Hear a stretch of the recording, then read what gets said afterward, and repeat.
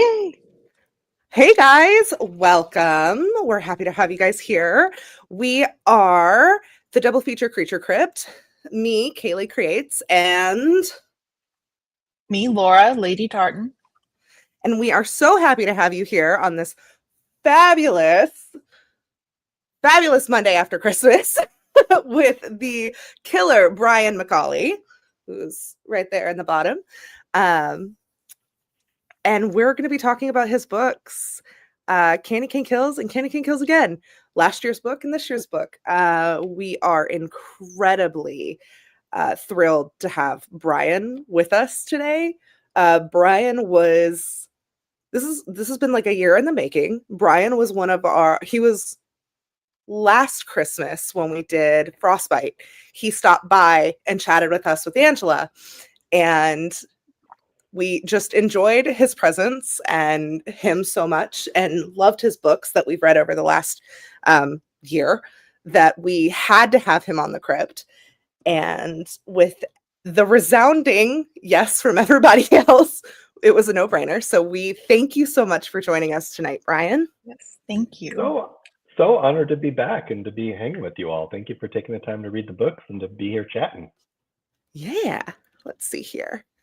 So I know we usually get the full discussion going at about 7:30. So we'll probably get started a little bit earlier tonight because we have we have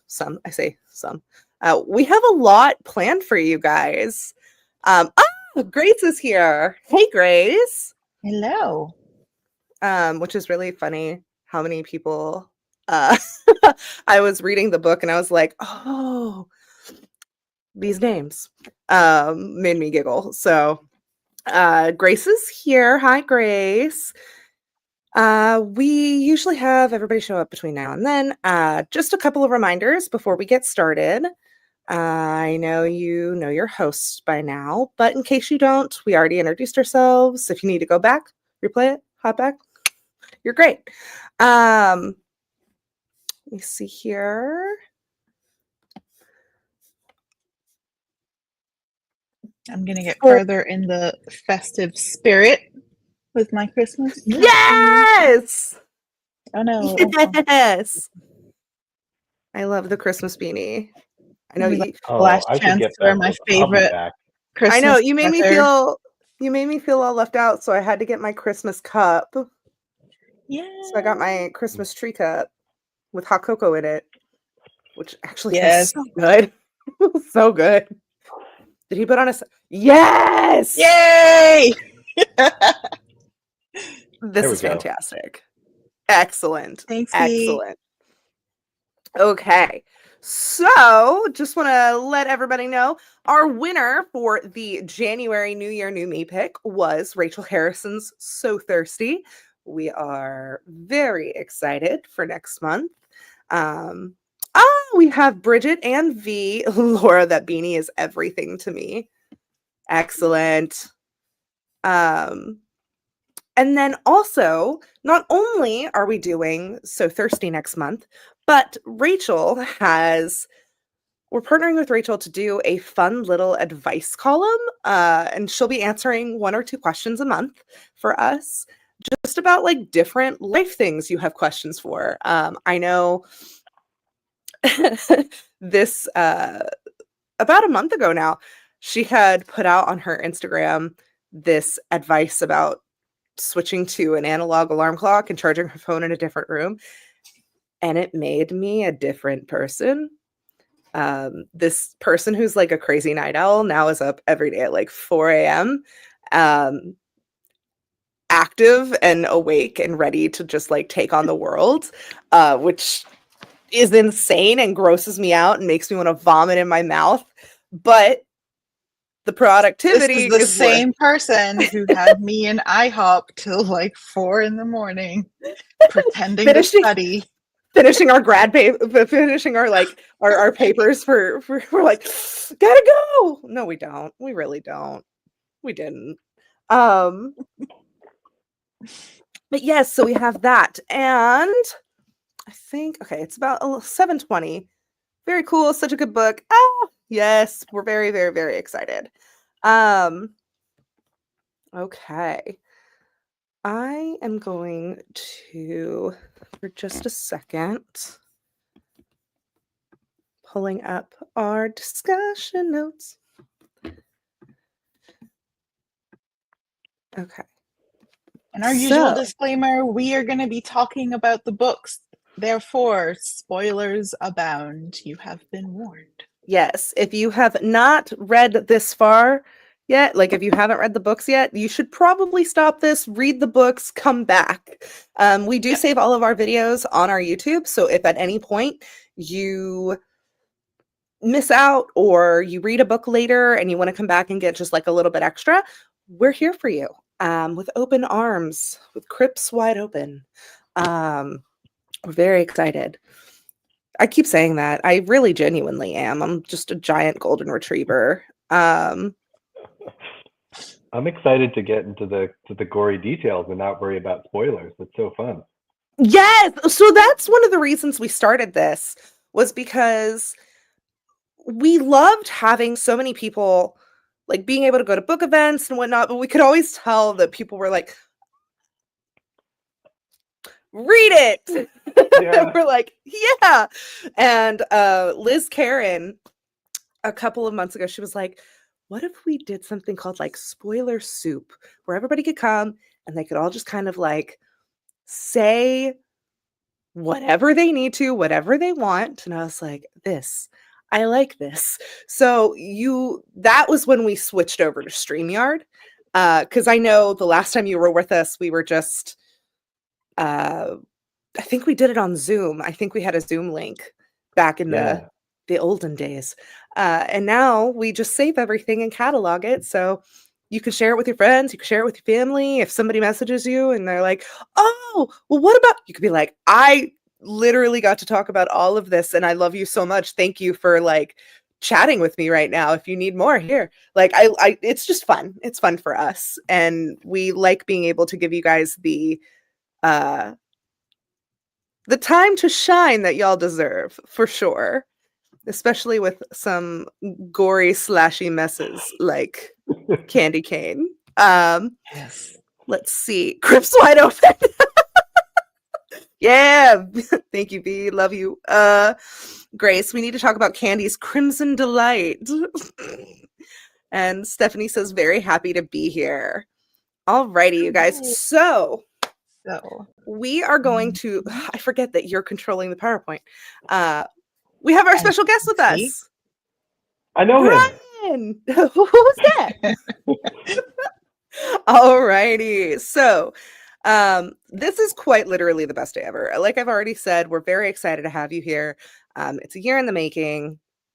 Can't be thrilled enough to get to discuss Candy Cane and all of her shenanigans that has pursued. And also, you'll notice like a theme with these PowerPoint slides. The whole emo pop punk of it all, we stan it. And this book definitely had that like nice pacing. So, well, I keep saying book, these two books. So we're gonna go to the next slide. So thank you for the venom. Our first thing we kind of want to talk about and discuss is, in your book, you set up some very strenuous situations between the family dynamics. So like right off the bat, we have Austin and Fiona, and we have their bickering. We have the parents who are going through their own thing.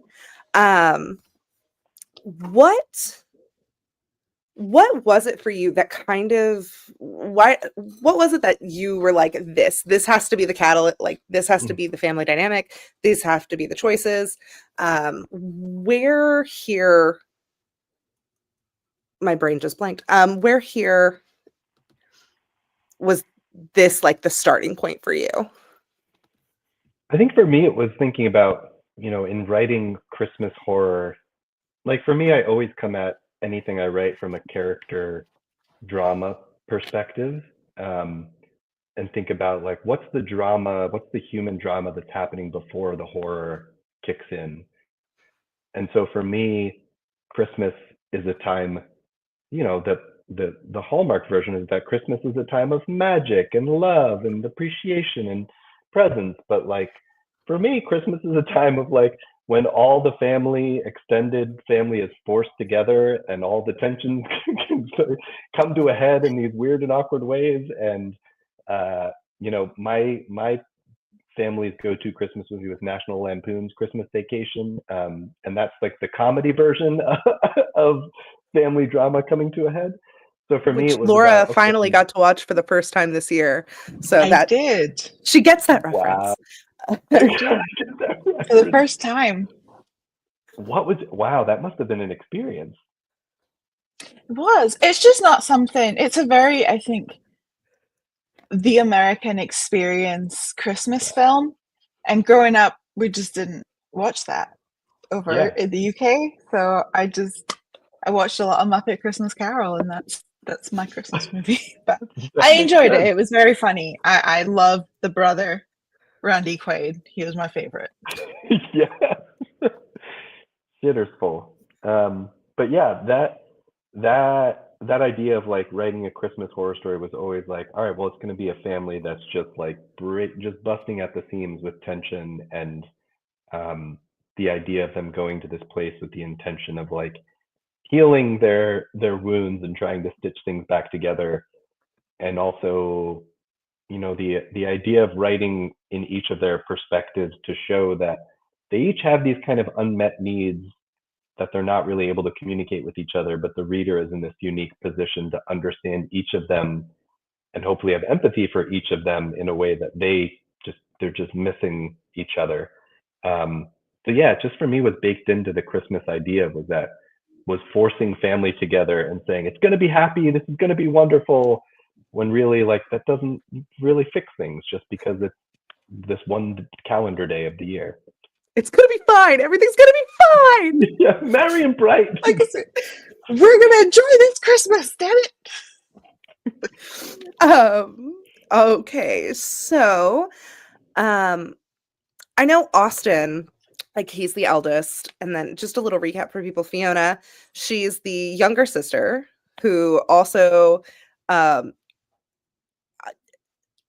was quite probably my absolute favorite throughout the entire narrative.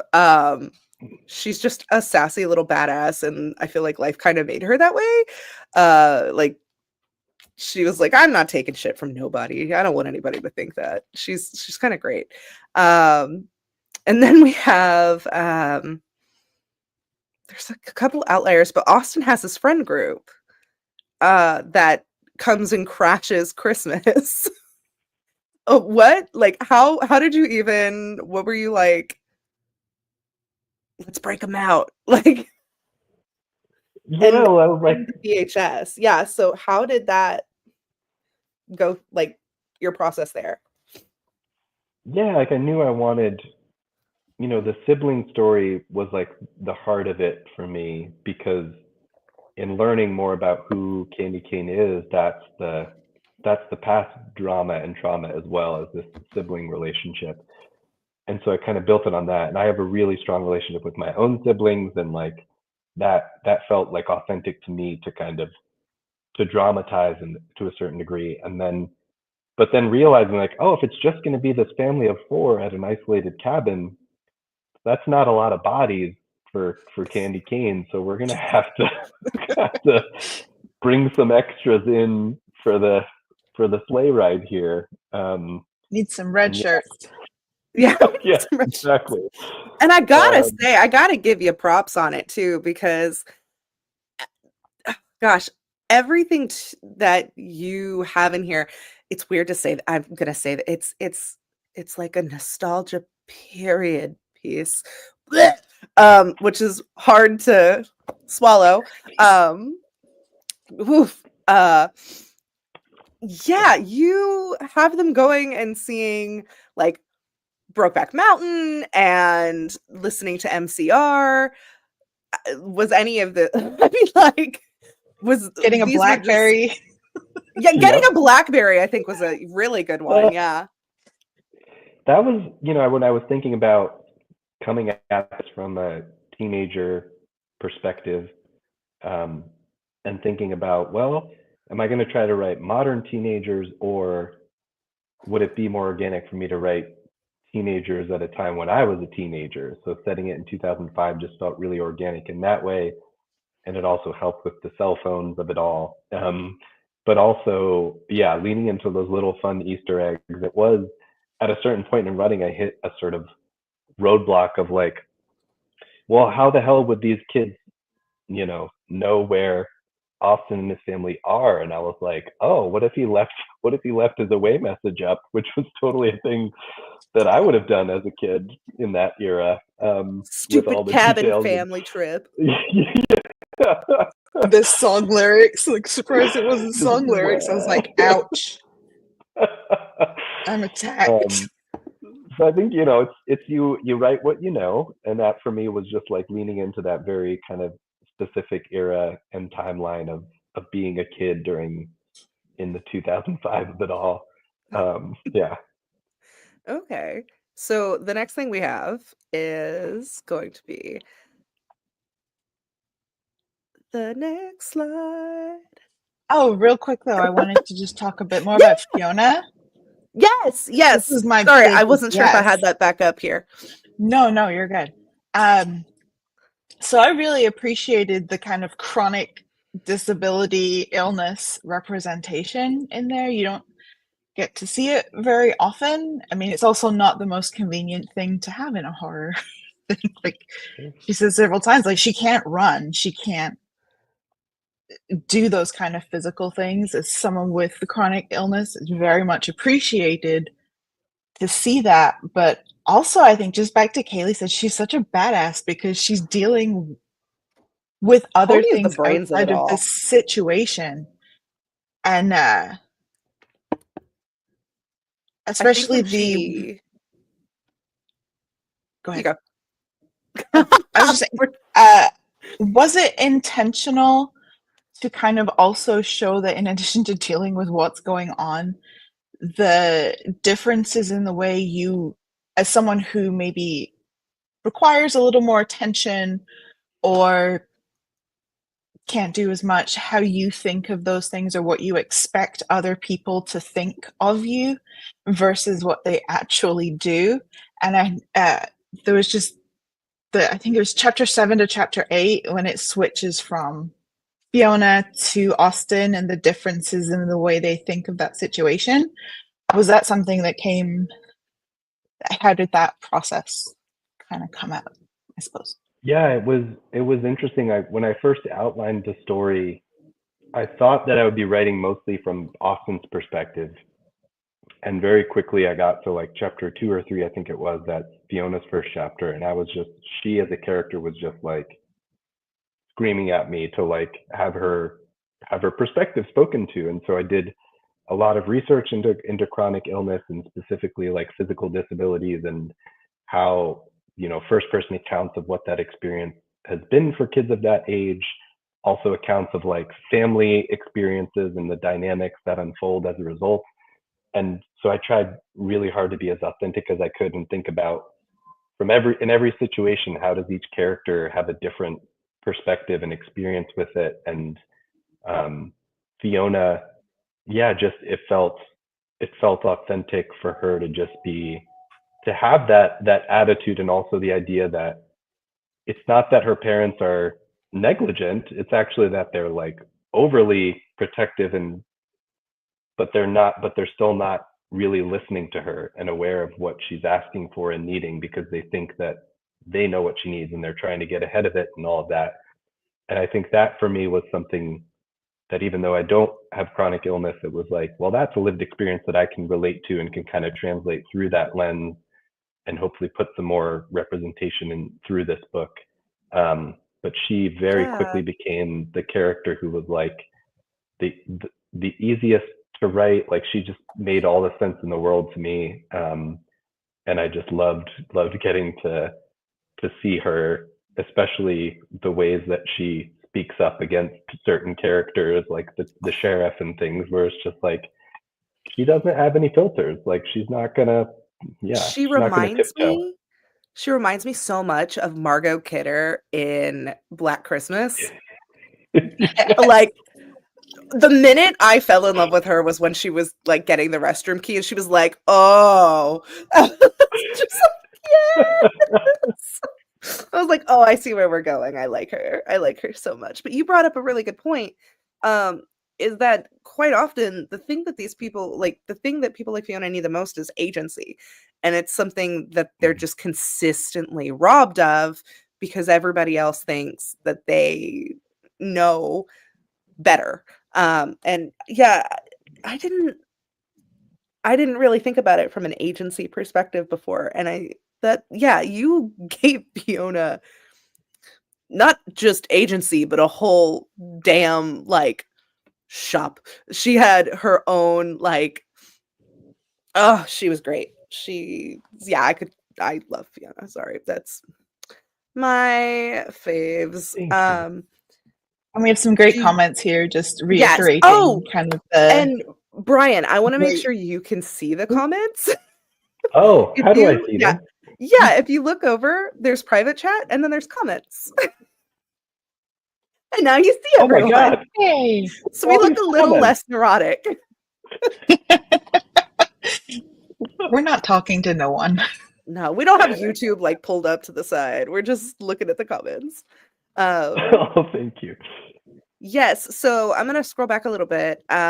Grace, we need more bodies. I love the inclusion of MCR. Such a great time for music too. Brilliant. Stupid Kevin family trip in Comic Sans. Yep, that's the vibes. Disability inclusion almost never exists in horror. I absolutely loved how well she was written too. Grace agreed. I also use a cane, and it felt nice to be able to see myself in a story. Stephanie Sowers. Yeah. Thank you. And I then appreciate that so much. somebody down at the we love you, Brian. Thanks, Bridget. Love you too. All right. So we're gonna hop over to our next slide. I never told you what I do for a living. The Legend of Candy Cane and When Everyone Meets Wendell. The first time. Never trust the small town sheriff. Never. Well, yeah, that's Always right. up to something. It's the sheriff first, right? It's the sheriff, not the pastor. Oh, it is? Wait, it Oh, is? Yeah, Pastor Wendell. No, first. yeah, the pastor's there. It is the pastor. then- It is the pastor. Sorry. Okay, I was like, wait. I got ahead of it. Yeah, my toxic trait is I'm actually impressed that I remember names this round, but it's because I had to read this. I read the first book twice. So I read it last year and then I reread it this year. And they stuck. I usually can't remember names to save my life. So yeah, The Legend of Candy Cane. Was it like, did you have that nugget first? And then you were like, okay, wait, how do I vessel this? How do I gas station attendant this out? Or did it just kind of like come as the story came? So I started with the name, like when I first was pitching to Alan at Shortwave, like to do a Christmas horror book. The first thing I figured out was the name Candy Cane, Cain, and was like, okay, it's never been, I Googled, I was like, there's no character with that name. And it feels so obvious of like, it's a Christmas treat with a biblical name. Like that's a slasher name right there. And how can I build a story around that? And a few different influences come together. I was visiting my brother and his family over Christmas, and my niece and nephew had matching red and white striped pajamas, and I was just like, and also a big influence was Sinister, because part of the Killer VHS mandate is like found footage has to be a part of it, and those like found snuff films where the twist reveal is it was the young child who killed their own family was like has been emblazoned on my brain. And so that I kind of combined together and was like, oh my God, Candy Cane is a little child. And then the imagery of like 10 years later, she's outgrown her childhood pajamas. It just kind of, I was like, okay, now I have a visual of this character. It all kind of fit together. Which, bless Ghoul Portal, by the Oh, way. If you guys aren't hell. following him, the art Ghoul Portal is putting out for Candy Cane is just fantastic. I cannot see her any other way. Like, Yeah. oh, yep, that was he put it out, and I was like, yep, that's it. That's done. On I have one Instagram. framed on my wall here from last year that he did of her just holding the bloody hammer, and then just this weekend he did the one of her on the fucking cross with the Proverbs quote, and it's unreal, beautiful. He really captured her essence so well. He So really good. did. There was oh yeah, so you had mentioned, especially in regards to Wendell, you had mentioned that this was, brought on by your experiences. This obviously will be much more relevant in the second book and the second half of this conversation. But how up through the church did you grow up, or like was it something that you had to just kind of like figure out, or is this something that you were like, oh, I got tea? Oh yeah. I mean, what's interesting is like, writing Curse of the Reaper, I was like, God, that book felt so heavy at so many times. So like when I was like, I'm gonna write Candy Cane Kills, it's gonna be just a fun surface level slasher, no personal trauma infused into this. And then I started writing it. I was like, oh, cool. So this is just going to be all of my religious trauma, just filtered through this. And apparently it wasn't enough for one book. So I had to write a sequel to get it all out. Because, yeah, the first book kind of dabbles in it. I mean, I was raised Catholic, went to an all boys Catholic high school, and definitely did not endure anything close to the traumas that Candy Cane did. But I do think of her as like a cathartic inner child kind of topa experience where I'm like there is still, even just like look, what I experienced was like being a 14-year-old freshman in high school, and I go to Spanish language class and I go to algebra class, and on that same level as a class called family life, where I'm taught that if I have lustful thoughts, I'm going to hell. And like as if that's the same level of reality as like language and mathematics. And to me, that is emotional child abuse. That's like you are taking children at their most formative age and turning them against themselves and internalizing this self-loathing, right? And that for me is kind of the essence of what Candy Cane kind of represents when it comes to that religious trauma that I think is very pervasive no matter what religions people have experienced. And I tried through Pastor Wendell, especially in book 2, to pull from lots of different religions and different experiences and rituals and rites. But Well, it especially seems like since that at the end of the day, he's really just a Baptist tent shadow con man. 100%. Yeah, he's 100% a con Yeah. man, just like trying to, influence people and service his own ego. So it was partially exploring my own experiences and then also drawing from other people's stories and kind of cobbling together this kind of religious cult that draws from all sorts of religions. But definitely the Catholic echoes are probably strongest in book 2. Uh, mm, okay, so on the next slide, I love these MCR slides. hold on. We know what we're gonna do for this. We've had this planned since like November. We've been very excited for this chat. I love it. If I haven't said that 84 times yet, I want to make it an 85th. Let's see. Okay, so Cemetery Drive, the kills, Brian. Oh, the kills in this So book. good. Like, and we're not even at book 2. We're not even at book 2. We're just in the first one. And you're just out here just like hacking and slashing, like through the snow, like whatever. The sheriff and the toothpaste, like that's like some Savini Friday the 13th level shit. It was fantastic. I was gonna Thank ask, you. I was gonna be like, what were some of your horror influences that you had in executing this? Because I mean, growing up for me, in the early aughts, pre-streaming, pre-everything was like, I was hunting down like VHS tapes and then DVDs of these obscure horror movies, a lot of like Italian giallo films that like I don't even know how I heard about them because it was such like the early days of the internet. Like my brother was the first source of inspiration of like handing me Evil Dead on VHS and being like, check this out. And being like, what the fuck am I watching?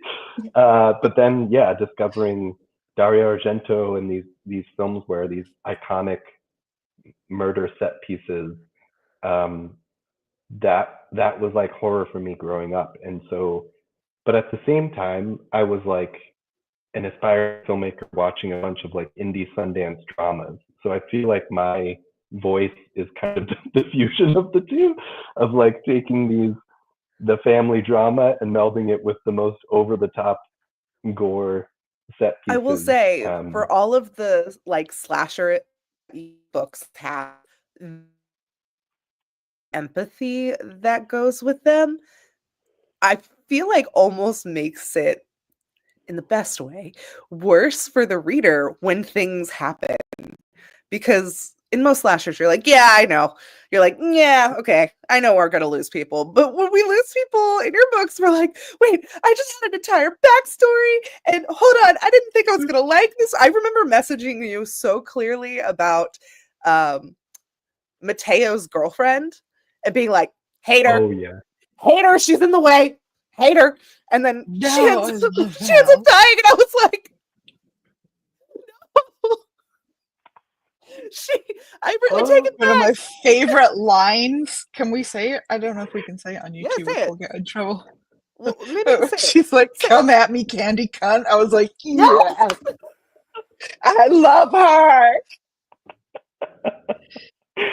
oh my god, thank you. I'm so happy to hear it. And it was part of it for me is like, can I play with the stereotypes and the archetypal characters of the slasher film, like the bitch, like, and the stoner, and like present them as such at the outset, but then like peel back the layers that you're actually like, oh no, but they're also human beings and they have other dimensions to them, before they get brutally murdered. And those that's part of the goal is to make it emotionally painful, to make it like, okay, I care about these characters because they're actually real human beings, and to think about how, yeah. I like that you set it up so well in the first book that when we get to the second book and we meet the slew of characters that we're stuck with, for most of it, you have us trained to give them this empathy that, as we read, they 100% don't deserve. And so you have like, as going into it, you have like this like, oh my gosh. And then by the time you get to the second book, you're like, oh no, fuck them. Not You're the like, stew. She worked so That hard was on the stew. the stew. There goes the stew. That was yeah, definitely a conscious decision with book 2 of like, how can I shift gears to a certain degree. And in the kills in the first book are all from the perspective of the victim, and in book 2 it's candy cane chapters where those characters are being killed. And so there's a different perspective and a different distance, and also, like you said, like they're all much more deserving of it. So I did want to kind of lean into that and let that be a bit more of the vengeance served version of it. But yeah, still pretty brutal vengeance. Let's see. Okay, yeah, because we got the kills. Oh, yes. So, honey, this mirror isn't big enough for the two of us. The reveal of the VHS being Candy and Abby, and then Candy Kane not being Candy Kane. I know we talked a little bit about how like you were inspired by like things like Sinister and the snuff films. What was it like to write family trauma like that? I know we've talked a lot about just like the way you take the approach for the whole like film school side of it. What made you I'm trying to figure out how to ask my question. Because I know we all really just that reveal was kind of yeah. Ayana says the reveal. Oh my god. Was it always going to be Abby from the Oh yeah, start, or was there a point where it that's it. flipped and you were like, "Oh wait, what if it was the other sister?" Yeah, I can't. I'm an outliner, so before I ever started writing the draft, that was in the outline and it was in the story kind of discovery process. But it became clear to me, I wanted there to be a second VHS part of the story. So like, okay, we're going to see the first part here, have a bunch of the horror, but then we're going to revisit and see a new dimension here. And for me, it spoke to the themes of like the religious themes of like good versus evil, right? That there's this black and white, good versus evil. There's the good child and the bad child, and it felt important to me to like invert those and flip those conventions on their head, because that's not reality. That like there's just somebody who's purely good and purely bad, an angel and a demon. So to just literally flip that felt really organic, and the idea that like Candy Kane is this legendary figure, but neither of them are really Candy Kane. They're just two girls. There's Candace and Abby, and they're human beings. And kind of leaning into that more in the second book as well, of like that question of identity and what is Candy Kane. But yeah, the reversal felt kind of organic to the themes of the kind of religious horror too. It took me way too long to realize Cain and Abel. And then I felt really dumb. Like I'd been in front of my face the entire time, and I think it was towards the end of the first book, and my brain suddenly was like, "Oh."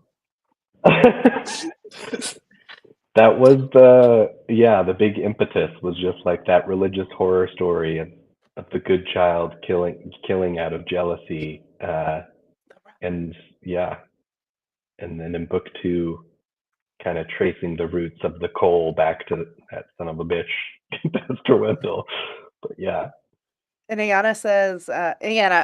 she says, which was such a good setup for the second book, having the pastor being like, one was good, and then they should switch. The evil overtook both, kind of thing, where they were just looking out for each other the whole time.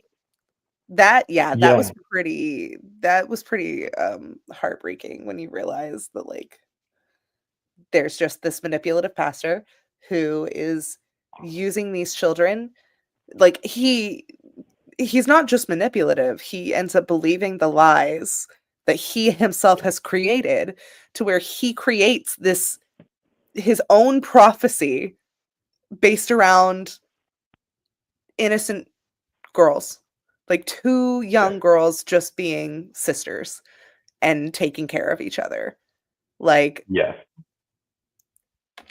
Yeah, absolutely. Which feels painfully real of men in power fabricating stories to justify oppressing women. But yeah, when I was thinking from his perspective about the what's his reasoning and the idea of like, oh, he thinks it's the demon bouncing back and forth between them, but the real world explanation is very simple that Mateo understands, of just like, it's just siblings protecting each other. There's no one's bad, one's good kind of thing. Yeah. Oh, and Mateo, sweet Mateo, with his poor ornamented eye. Poor guy. Sad grape eye. Poor guy. You know, that was something I had to reckon with in writing a sequel. Was like, he's still got that fucking thing in his eyeball. We're gonna have to get that out. I know. It took everything in me not to be like messaging like my med school friends and being like, "Hey guys, how long?" But then I was like, because for me it's been a year, but in the book I'm like, it's only been a couple of hours. It's just chilling. I mean, I've seen people on the football field have their eyes pop out and they're fine. So I was like, all right. You just yank it out, spray some antiseptic, wrap it up. You're good to go, man. Adrenaline's going to carry you at least a few hours. You'll be fine. Like, I'm a reader and a writer, I swear. I just need to know these questions. And your Google search history is like, what do eyeballs? And you're like, no. Especially over the last year, man. Okay, and then we can go to, it's not a fashion statement, it's a death wish. These are not going to stop. They're just going to keep coming. Fiona and her badass resourcefulness. So, okay. This was a fun dichotomy. You have these two incredibly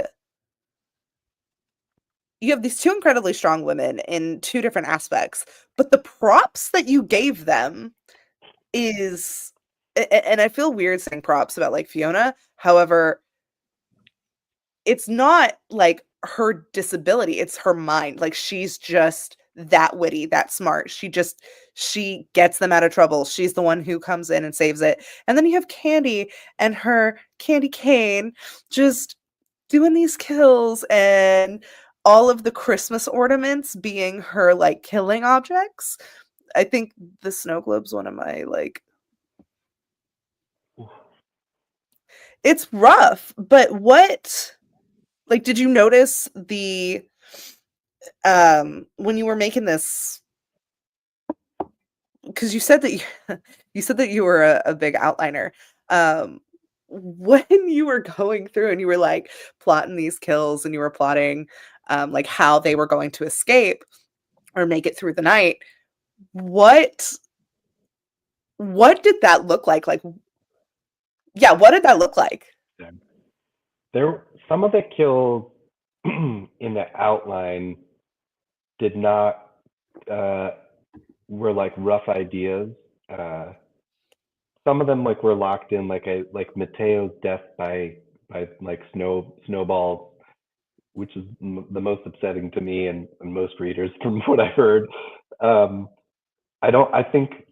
think a couple of the others were a bit more. I wasn't sure exactly how they were gonna die in the scenes, but most of the ones in the first one were, but second one they became more specific about the characters. They were a bit more tailored to those characters.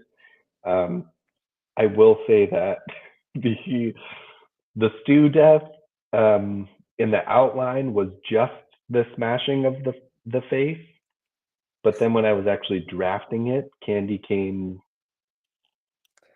was hungry, and I was like, "Am I really gonna?" And it happened. She ate the brains, and I was like, I remember writing it and being like, I don't know if this is going to stay through to the final draft, but let's leave it in for now. And then I was like, you know what? It's character motivated. She's been eating cold cans of deviled ham for 10 years. That stew is disgusting, we've established, but those brains are looking pretty tasty. So and I had this moment as a reader where I was like, stew was. Right? Take that in your shitty stew. But I had this moment as a reader where I was like, how was this girl surviving for this long on whatever was in her and then you answered the question immediately being like, they're hoarders, they're stockpilers because the rapture's coming. And I went, Oh, whoop, there it is. I was like, oh, that makes so much. I was like, yeah, that'll do it. Yeah. You have just that little touch of insanity and you're golden. That's Um, the joy of writing in my experience is that anytime you come up against a plot hole or a question, and if you can find the answer within the characters and within the story that you've already kind of laid out, and that was when I came up. It was literally that. I was like, wait, but how has she survived? And I was like, oh, well, if they're this kind of extreme religious, they're probably preparing for the rapture. So that basement's going to be stockpiled, and great, that solves that and builds character more and kind of, yeah. I also love that she came in on a freaking fire truck like she's Santa. Which was That was the best, just hands down. Is definitely in that book different to riding a two. tricycle? Like, There were a few, logic questions as I started book two that I was like, am I going to stress about the logic of it, or am I going to lean into the fun of it? And that was one where I was like, look, it would probably be pretty hard for her to drive a fire truck considering she's been in a basement since she was 8 years old. But there's to me, I kept thinking of the joke in the first Halloween film when Michael Myers escaped in a car, and Loomis is the guy's like, he's been locked up since he was 6. How can he drive? And he was like, he was driving very well when I saw him last night. Someone around here must have given him lessons. And so I was like, I'm just leaning into the legacy of the slasher here. That's it. They have an inherent knowledge of vehicles. They Yeah, know how to destroy them so you can't go anywhere, and they know how to drive them if they need to go somewhere. It's innate. yeah, yep. Okay, we could go to the next slide too. Yeah, yeah, you know what they do to guys like us. Austin and Mateo's journey. What?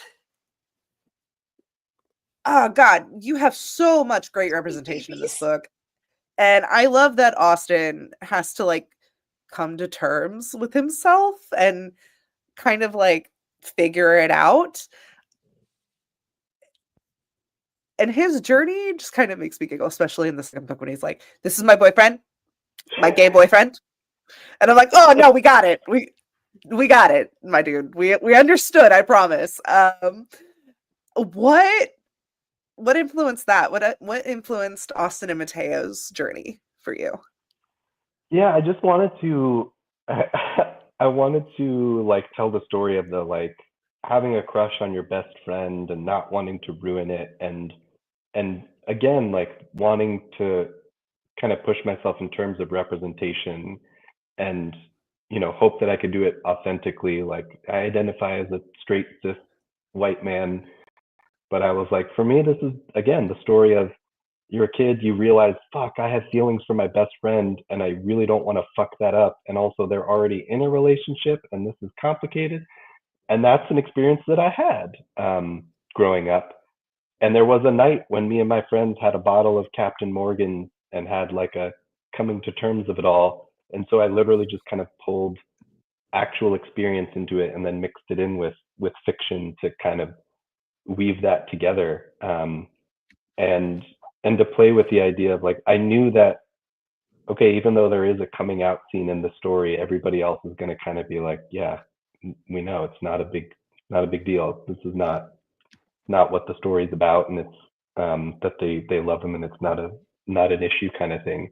Um, Yeah. and yeah, I've gratefully gotten some lovely messages from readers who appreciate that representation, and it again, like I feel like that's the goal, right? Is that a love story is a love story. Like the people involved are not. It's not what's important, and that is for me these two kids who are like awkwardly trying to fumble their way through this new relationship while surviving two back-to-back slasher stories is a fun thing to play with. Bridget says, "Yeah, Captain Morgan has that effect."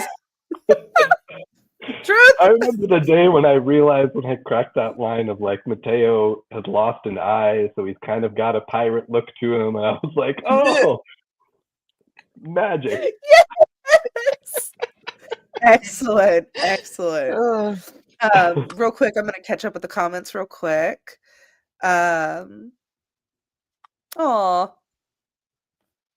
we have beans. Oh, your beans post today sent me. Oh man, that was great. The cook's death still haunts me the best way. I actually loved the cook because I kept picturing the cook from Wet Hot American Summer. V, this is why I keep you around. I love you. Me too. He was 100% my reference point. See, I literally, in my outline, in parentheses, it said, picture the cook from Wet Hot American Summer. I think I actually said, picture Christopher Maloney from Wet Hot American Summer, because that character is so good.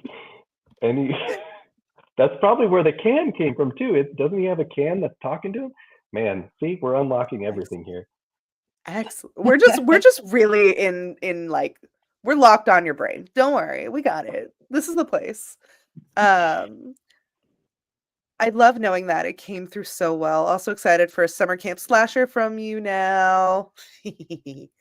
I mean, the stew was on the ground. What else was there to eat? Candy Cane was hungry. I thought of Michael when she drove the fire truck. Them slashers. Them's the rules. We've been knowing. Let's get on with surviving. Yep. I think I'm super appreciative that you recognize the need for representation, especially when horror leans so heavily into the bury your gaze trope.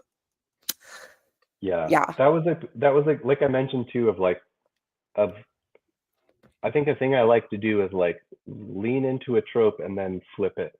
And that was one too, in ostensibly killing off Mateo with the candy cane through the eye and then being like, just kidding, we're not doing the barrier gaze. Fuck that. Like, they're gonna have a happy ending. And I knew that was important to show that even as ridiculous as it is that he still has a candy cane ornament stuck in his eyeball, that they're still gonna fucking kiss in front of a flaming house. They deserve it. I love it.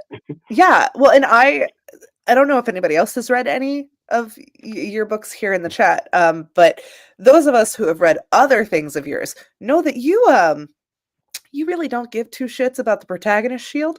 And so sometimes you're reading and you get so attached and you root for them so hard, and then you're like, oh, all right. Mm-hmm. Sure. So the whole time in the second book, I was like holding my breath for Mateo. I was like, I swear to God, if Mateo gets it, I'm gonna lose it. I was like, just trying to make it to the end and being like, please keep my baby safe. Please keep my baby safe. Yeah, that was something I considered, was like, in the first book, I definitely played with the expectations of like killing off the parents, especially, was like, okay, didn't see that coming. But once those three kids lived, I was like, well, it would be heartbreaking to kill off one of them, but it honestly never crossed my mind, because I was just like, absolutely not. These three, I just love them too much. I can't do that. It was never a possibility in as I was outlining it. And so I was like, well, then I need to find a different unexpected ending. And that's where I came up with what I came up with there. Yeah. Let's see. I loved the nod to the Reaper movies in the first book. I caught it on my reread. Yes. I like that too. I was like, hey, felt I was like like, Captain I get that America. one. I understood that reference.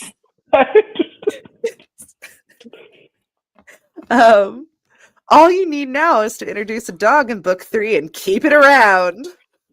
Me holding on to hope for a third installment.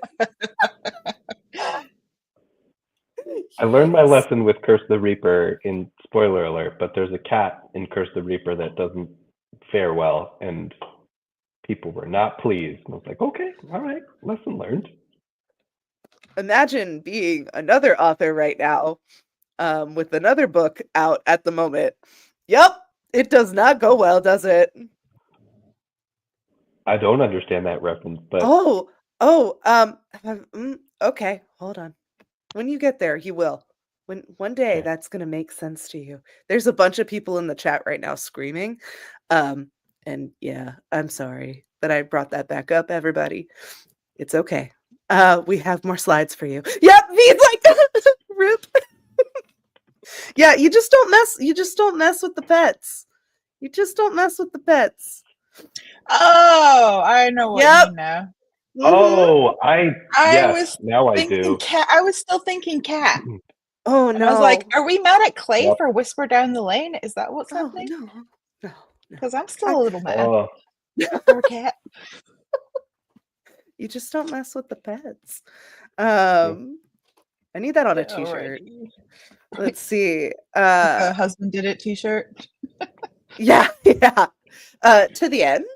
So your cliffhanger in Candy Cane Kills, did you always know you were going to be writing a second one, or were you like, I'm going to put this here and hope and pray and like maybe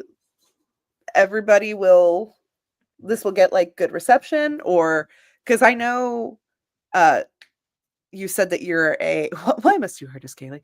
I know you said that you're a big outliner. So did you already have that coming in? So no, like Alan, it was a one-off, especially being part of the Killer VHS series, which was so new. Candy Cane was only the second book. Um, so And the and only that one with an series is audiobook, which hurts me. the only what? It's the only one with an audiobook too, which I know, I know. It's really expensive to make audiobooks, I know. but I'm grateful at least the first one got one. But yeah, it was written as a standalone, but with the caveat from Alan that like if it does well enough, I would be open to a sequel, but it's certainly not anything remotely guaranteed. So I decided to kind of tee up that possibility. I mean, Candy Cane surviving at the end was always going to happen because it's a slasher and you need that final like the killer's not dead. But I figured like, okay, even if I don't get a sequel, you maybe you can envision what the sequel would be with that diner scene of them going to raise hell at the church or whatever version you want it to be. I know some readers were like, well, they go and literally burn the church down, right? And I was like, well, okay, that's your version. And that's what Fiona thought. So, but all I knew was that if I wrote a sequel, it would be the Halloween 2 to Halloween dynamic where it picks up immediately where the first one left off. But instead of it all being set at a hospital, it will be set at the church. I knew nothing else. I knew nothing about Pastor Wendell except that like there's more to the story and he's probably more of a bad guy. But it wasn't until Alan, after the success of the first book, was like, do you want to do a sequel? That I was like, let me figure out what that would be. And started outlining and thinking of the different, realizing like, okay, then we're going to switch perspective, take the slasher from the first book and make her the kind of avenging final girl of the second book and give her an arc. And once I cracked the ending, that's when I was like, now I definitely want to write this. I think this ending is something different that's worth kind of writing towards. But yeah, I didn't know that I would be going there when I wrote the first one. Yeah. Was the Silent Night, Deadly Night reference intentional, or am I reading into it? Wait, which one? Just what he says, where when he thinks naughty. I was like, I heard it in the voice. It's hard not to. Yeah. Naughty. Yeah, there were many references. Like, I mean, Silent Night, Deadly Night, and Black Christmas were big reference points for the first book. But when I pitched Alan the sequel, I was like, my main reference point here is the crow. Like, I want to do the returning from death to avenge this past, trauma, and ending up on the roof of a church like the crow does. Like that was the big reference point for me. Okay.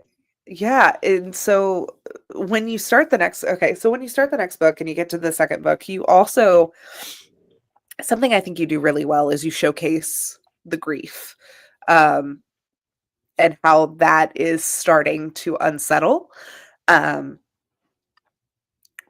especially there's what at the diner scene, and then there's another spot when Mateo and Austin are fighting, and then it all comes out that like, well, now I'm an orphan, and like, oh God, reading the note that you wrote in the BlackBerry from Austin's dad, I think I might have to like order a new copy of my book because I had so many like tears on the page. It was, yeah, that cut deep. So I would assume that that was integral for you, was to have this realization of your characters being like, hey, we're having to go through this. There is these adrenaline spikes, there are these adrenaline highs, but they are still very real people who are having to go through these very real life consequences. Yeah, it was especially with the sequel, like that picks up immediately where we left off, was trying to find that balance of like, I still want it to be like a fun roller coaster ride with, quips and one-liners and humor, but I also don't want to like fast forward through the emotional reality of it. Yeah. And again, like looking at plot holes or problems and leaning into them, for me it was like, Mateo needs to go to a hospital. That boy needs medical attention. And I was like, well, what if I just let that be part of the conflict? That like he wants to go, and it's Austin who's like, I just need to go resolve this thing. And then it gets them wrapped up in this deeper danger, and then let that blow up in this big way. And then, yeah, the BlackBerry being a point to like not gloss over the loss from the first book, but to like remind them, like, and the reader of like, it's we've been through a lot here. And to give those characters, because I think Dana and Greg, again, like they at the outset were like not sure how to feel about these parents. They're the quarreling parents who are not really doing great with their kids, but like they really are trying their best. And adding that element, keeping them alive in the second book felt like an important reminder to keep these characters kind of grounded in the reality of the situation. But it's a tricky balance, because I don't want it to be too heavy, but also don't want it to be glossed over too much. But yeah. And then we're going to go to The Ghost of You. We have in the second book, I know we kind of touched on this a little bit earlier, but you actually give us Abby's point of view um, in this novel, in the second one. And what was it that really made that that choice for you? I know, because like in the first book, everyone was kind of, you heard them, and still in this book, like you hear everything going on, but then when it comes to Abby, we have this very strong shift. What was it that really made that speak out to you? I felt like, again, for like when you're writing a sequel, for me, it was like, how do I find the balance of delivering what people enjoyed about the first book, but also not just repeating the same experience. Mm. And for me, like her perspective was the one that we didn't get in that first book. And it was, like I said, like a conscious choice of like, she was, even in the covers there, it kind of shows that in the cover of the first book, it's this shadowy silhouette. And in the second book, the cover, it's like she is front and center. We're getting a full view. Thank you. I was about to say, there we go. This is her story. And I realized like the only way to kind of make it emotionally resonant was also to like dig into these kind of flashbacks of what has happened in the past. And I thought of it to a certain degree of like of the dynamic of X and Pearl, of like the first Yes. X is the slasher. We're seeing this person crack and start slashing, but then Pearl is like, but here's who they were and how they came to that point. And so for Candy Cane Kills Again, it was like, can I kind of give you that backstory without it being entirely in the past tense and connect it to the present? So I thought of it as kind of a three-pronged story in the sequel, where we have the kids who survived the first book, we have Candy Cane's present vengeance, and then we have the flashbacks that explain why she's motivated in her vengeance. Yeah. And I feel like what you said before. Oh, sorry. no, go. Just that you had mentioned before the final girl aspect, and that really is kind of what it felt like with her point of view, even though she's committing these brutal murders, like with getting her point of view, like it felt justified. Like I was totally on her side. I was like, yeah, get them, just not my favorite three. Leave them alone. Yeah. Get everyone else. It's the three ended up becoming like the like gargoyles in Hunchback of Notre Dame. I was the cartoon movie. I was like, nothing can happen to them. I swear to God, nothing can happen to them. However, the medieval priesty dude, it's all his fault. We should make sure he gets it just the way he needs to. Just get him out there. Oh, Claudia says, can we also give props for that recap poem? That was fantastic. Thank So you. great. That was big props to Stephanie from Books in the Freezer. She had, while I was working on this book, she had tweeted like, I wish that sequel books had a previously on section. And I was like, that's a great fucking idea. And so as I sat down to think about writing it, I was like, well, I don't want to just write something in my voice as the author. And it just was so obvious. That was like, 'twas the night before Christmas, like the first book took place on Christmas Eve, so I can recap it through this kind of sing-songy poem. And I was like, it was an interesting exercise in thinking about what's important to remind people of. And most of it was the murders, like, remember that kill and that kill, which is but then it was like, the most important thing is don't forget that twist about it's not that sister but this sister, and here's where we left the characters, because that's going to be important. But I'm glad that it was enough to kind of key people back into it if they hadn't just read the first one. Not Grace being like, we love a good poem. Grace is our resident poet ghoul. For those of you in the chat who are unaware, please go check out her works. Grace Reynolds. And then V says, this comparison to X and Pearl is fueling my third installment hopes. Look, here's what I'll say. X and Pearl work really well together, and I think Maxine stretched a little too far to force a trilogy, in my humble opinion. So I'm just saying, sometimes maybe too much of a good thing is, but that's just my opinion. Maybe Candy Cane will need more. I don't know, man. It could be a Killer VHS's Slappy, except stabby. It's great. It goes great. Oops, the hopes have been dashed. I will never say never. I will never say never. What does Candy want? Okay, we have Give 'em Hell, Kid. Okay, yeah. I've been waiting to talk about this. Okay, so we have Heidi. I think his name was Toby, but I don't freaking remember. It's Timothy. The boy that loved me. Timothy. Yeah. Timmy?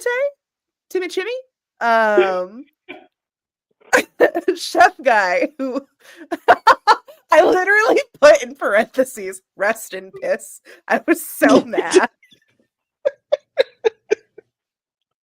I was like, no, fuck you. Yeah.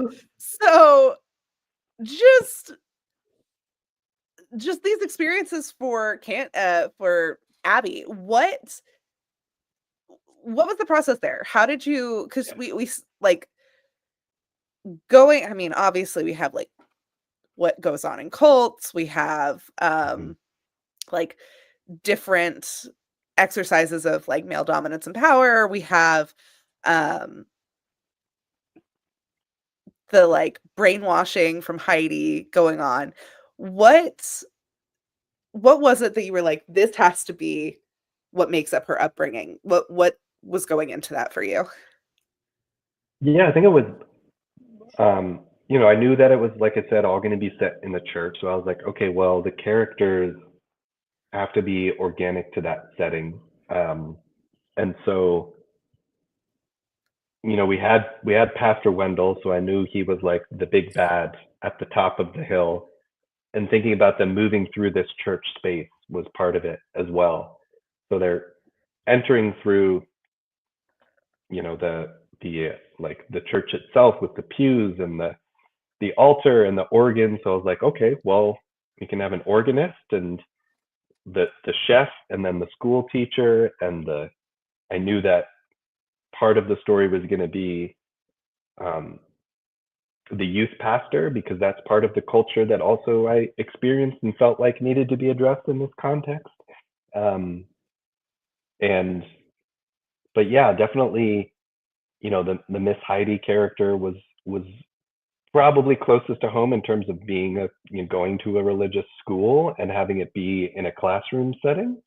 And then Timothy, that sort of twist came relatively late in the sort of outlining and story development process, where I was like, oh God, what if he's young enough and like is of the same age and that he actually knows this girl and they have a history, like kind of beefing up as we get towards the end, the emotional connection there. Which really shows, that really shows like just how bad all she's really wanted is to be loved. She's just wanted that acceptance. She just wanted somebody to treat her with like an ounce of respect. Um, Yeah.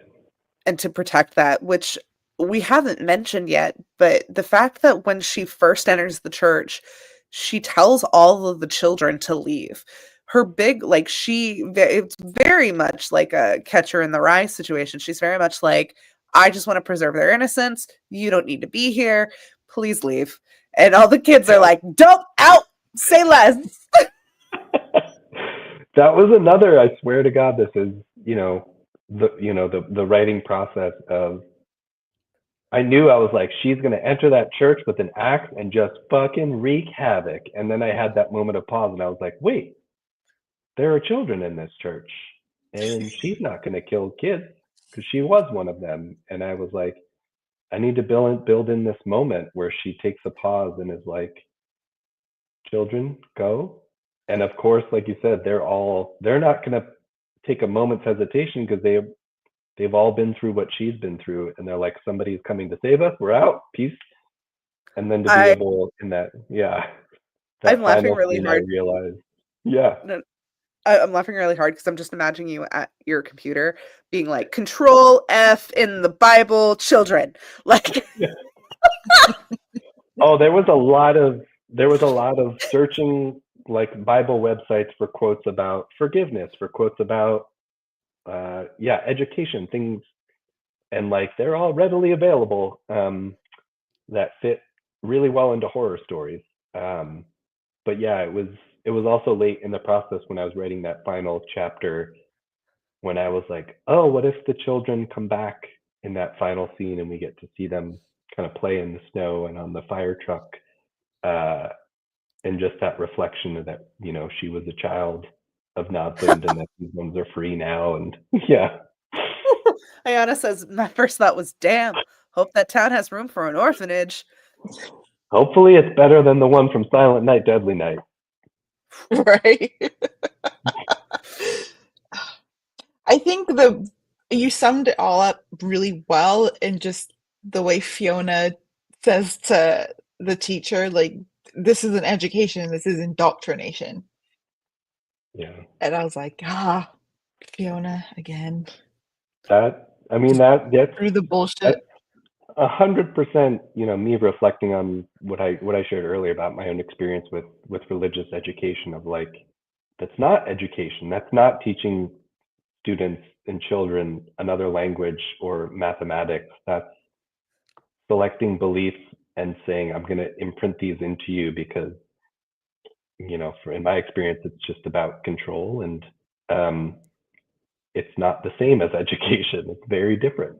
And to kind of sneak it in with everything else was especially harmful. But yeah, Fiona was my mouthpiece in many ways. Like, I was not that vocal as a kid, and I was like, I want to let her speak the truths that I see now.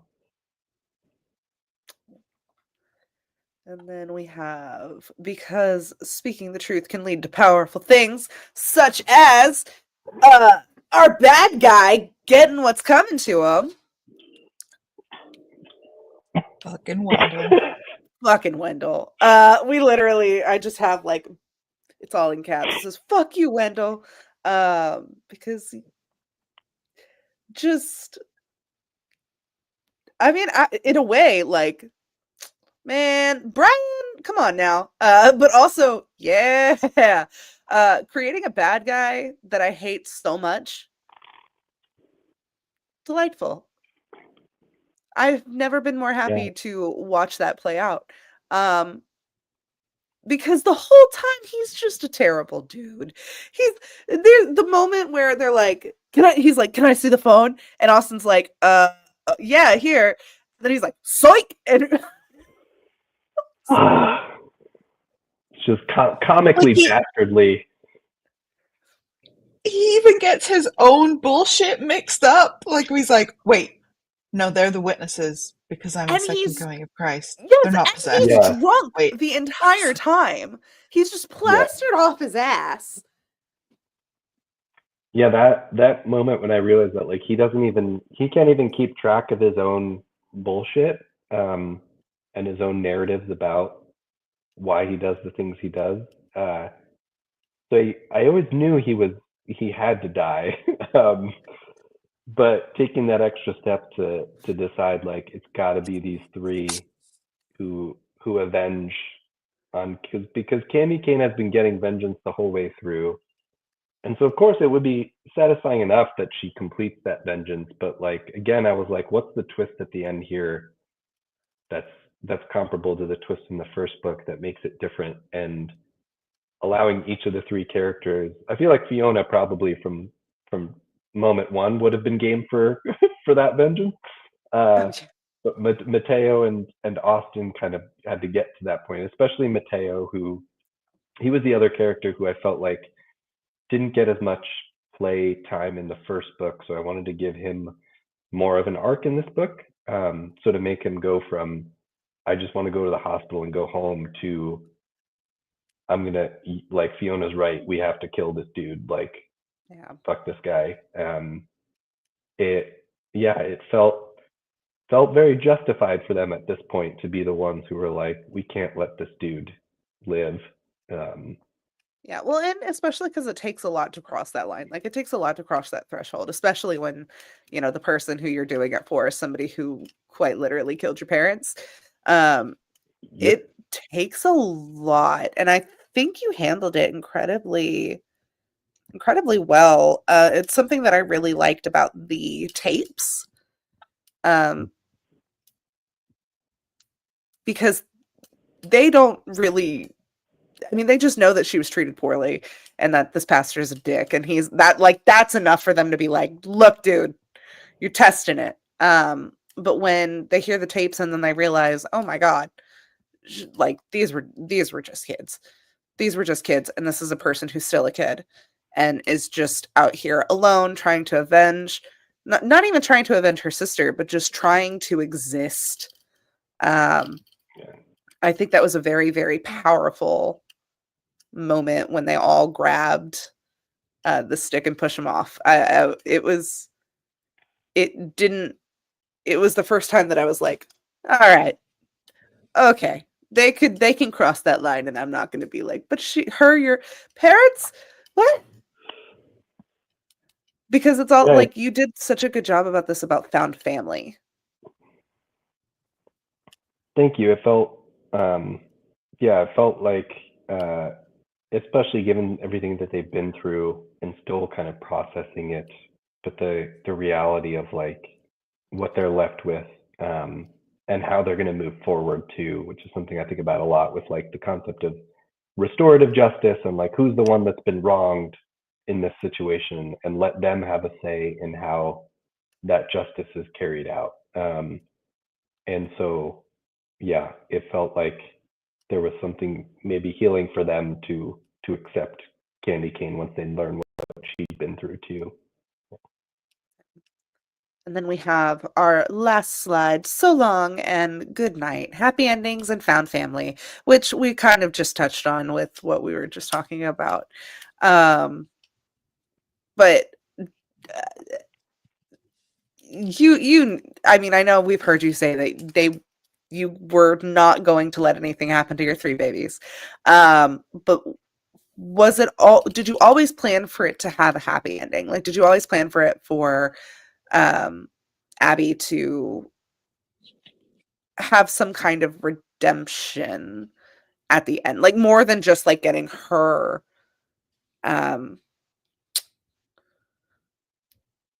vengeance? Almost like a moment of clarity there at the end. Yeah, it very much was for me. This book was like she was the protagonist. It's her character arc, and even the name of the church being, you know, the Church of Righteous Absolution, like taking that away from Pastor Wendell and letting Candy Cane have this moment of absolution of like, yes, she's guilty of many things, but the three kings have chosen to like forgive her and welcome her because they know what she's been through, and I think again for me it's like that's, I know it's a hard hurdle to leap again with like she just killed their parents, but for me again it's about the notion of like, so what, do we just keep perpetuating punishment and violence, or who gets to choose collectively to say like, can we just end it and forgive and give this person another chance? And I think we hopefully the goal of that second book is to learn enough about Candy Cane to realize that like this kid never had a chance to begin with, so it's not even a second chance really. And just feeling like ending on a happy note, even though it's a very kind of dark happy note, felt like the right way to go. I laughed when you were bringing up, when you were like, when Abby, layers, onions, when Abby was like, these three kings, and I was like, oh, what? My brain just like went the ADHD tangent and goes, what gifts do they bring? Which gifts do each of them represent? And I was like, yep. I brought you frankincense. Thank you. I brought you myrrh. Thank you. Murder. Yeah. Judith, no! I just love that being the end. Just being like, and you took my kill! That was like, you took my kill. That was a later draft when I realized that I started the book with the three kings, you know, frankincense, myrrh of it all with the firemen, and then I was like, oh shit, it's three at the end. They're her three kings. Like it was very late in the drafting process that I was able to kind of call back to that, but there was no myrrh in that fire hose. Poor the poor fireman. It's amazing. I was just murder, Judas, no! Murder. So with that, Ayana says, "Murder under the bridge. Let's get Mateo to a hospital, please." Yes. Yes. Poor guy. Excellent. A hospital that's not in that town, because you know they'll be like, we're just gonna pray on it. Yeah. Put some holy water on it. Yeah, it's fine. It'll be fine. Let's see. Okay. Sister broke me. Questions, great. Actually, I've been sneaking them in. I think. Oh, where'd my phone go? I know we had two up here. Yes. Yeah.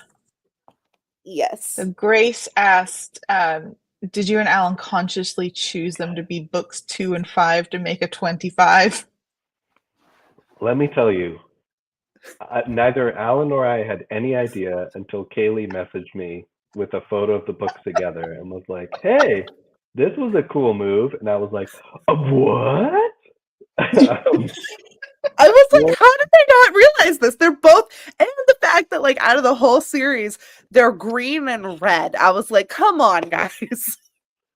Again, that's where I'm like, the universe is saying duology for now. I'm not saying never. Candy Cane may come back one form or another. Really rooting for a film adaptation in particular, but the 2-5 was like, wow, what are the chances of that? It was, yeah. Mm. I still can't get over the fact that you guys didn't. Um, Brian, I've seen some authors record their own audiobooks. Is that an option at all, or nah? I don't think I have the range that Liz Karen does to pull that off. But yeah, I think it's tricky. Like, I don't know how I would hear Candy Cane's voice in those first person chapters too. But I think, yeah, we'll see what, Shortwave is, constantly growing. They are now with a distributor that's going to get the books out there in a bigger way. So it's very possible the whole Killer VHS series could get some more support with audiobooks soon, which would be wonderful. And then Taylor, um, Doylestown Bookshop Taylor, Hey, had Taylor. said, I want to know at what point did Brian look up from his writing and say to himself, good for her? Because that's where I'm at. I I was good for her the whole way through. It was it's really uh yeah, I think more in the second book for sure. Like I said, the first book there were a lot of people who did not deserve their harsh endings, but book 2 was fully fueled by good for her energy and getting their comeuppance. But certainly, like I said, like sometimes it went further than I expected, and that's all candy cane. I didn't intend for anybody to eat brains, but it happened. Yeah, and I will say, out of all the kills, I feel like eating brains was the most. Uh, out of everything that we witnessed, eating the brains, that's still pretty creme de la creme there. Brains happen. The second book was such a beautiful and gross redemption. Thank you. And Ayanna says the second book was such. Oh wait. Claudia says I would love to see them as movies. Fingers crossed. Speaking of movies, we have. Watch-alikes! We have our watch-alikes. Brian's recommendation of things that would go well with the duology is Inside from 2007. And why did you pick this one? So this is from the French New Extremity wave, and it's a brutal, like nonstop horror movie about a woman on Christmas Eve who is home alone, scheduled to give birth on Christmas Day, and another woman comes knocking at her door wanting her baby. And it is a home invasion like the first Candy Cane book, just like nonstop, brutal and gory. And I just think it's if you have the stomach for stuff like you read in Candy Cane, this movie is pretty on par with that. Yeah. We're all like, how do we follow that up? Watch. Where We can find. And then if you joined us for Movie Night in the Crypt, we paired it with Anna and the Apocalypse for a couple of different reasons. One, we loved the found family kind of aspect of it, the very like humor and wit, but also the very fucked up, gruesome kills. We felt went very, very well together. And then And those Laura added moments a of grief and oh compassion yes, too that snuck in, like they were kind of, and yes, I did add a bonus little I love one in that. there. As I did Better Watch Out, which is I just rewatched this one like last week. It is so brutal. it is. It's very fun. If you don't know anything, just go in blind. Yeah. It's a Christmas horror. Just go in blind and Yeah. enjoy. All right. You're welcome. Don't read or watch anything about it. Just yeah. All right. And We have then our read read-alikes. Brian had recommended American Rapture by the great CJ Lead, which Can't imagine why. no I mean, clue. if No. you're not done processing religious trauma, CJ really fucking went for it as well here. This book is so good. Ugh. And then we also paired it with Heads Will Roll from the fabulous Josh Winning. There's so many reasons why these are good pairings, but I don't want to spoil it for you. But if you read it and you're like, I love slashers, I need more, and you're into, oh, I don't know, like righteous comeuppance, yeah, it's a pretty good one.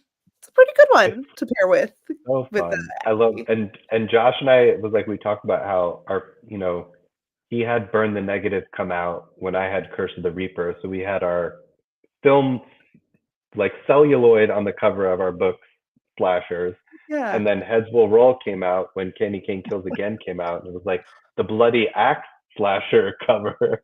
Like we're in tandem, but this book is so fun. Definitely recommend both of these. Yes. And then is that oh, and then our crypt rating. Haha, this was an average Oh. of our of both books because the duology is best as a whole. We averaged our ratings for both books and we both gave this one a 4 out of 5. Thank Which you meant the so much. math was very easy. It was very, very easy. I didn't have to math. We love when it's like that. When the book's so good, we don't have to do math. Excellent. It's not a 4.33 repeating with the thing over. And then I think the next thing we have is for those of you who missed the beginning, we're going to have So Thirsty next month as our book. If you need to check it out at your library, please do so. We are also going to be hosting our book club on Fable as well. So if you enjoy not just chatting about it, but giving us your opinions as we read, there will be a lovely place to do that. And we're also going to have a advice column from the Rachel Harrison, where she's going to take one or two of your questions and respond to them. She's going to be doing it. We're working on once a month, but it could be bi-monthly, depending on how many questions we receive. So if you have some burning life questions, please send them in to us and we'd be happy to pass them along and see what the fantastic Rachel Harrison has to say. And then with that, I think our evening is set. We are good. Thank you again, Brian, for coming Thank you and so much. chatting about Candy Cane with us. Thank you all so much. This was what a joy to be able to talk through all the arc of both books with you. Thank you for taking the time. Yeah. Well, it has been a fabulous hour and a half. You all have a wonderful evening, and we will see all of you in the new year. Thank Brian, you. where can we Brian, where can we find you on socials and places you would like to have seen? At Brian McWriter on Instagram and Blue Sky mostly is where I'm at these days. That's the best way to find me. So Lovely. And do we I'm have there. anything coming, anything coming up for you in the near future or near-ish future to be excited Sure for? do. I have a story in the Punk Goes Horror anthology from Trueborn Press coming out in March. I wrote a story inspired by Dashboard Confessional Screaming Infidelity. This is Yes. a horror story based on an emo song. I'm also have a story and essay coming in Poisoned Soup anthology from Bridget's Gate Press, edited by none other than Grace R. Reynolds and Wendy Dalrymple, coming next year. And then my next novel is coming from Poison Pen Press, September 2nd. It is called Breathe In, Bleed Out, and it is a murder mystery slasher set at a spiritual healing retreat in Joshua Tree. Oh, so you didn't have this finished at all. You were like, wait, I have more. more spiritual traumas to unearth. We love it. Next year. Screaming boldly.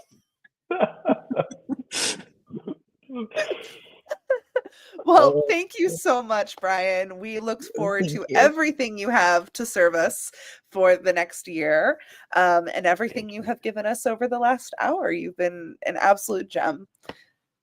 You all as well. Thank you so much. Hope everybody has a great evening. Bye, guys. Bye. Bye, y'all.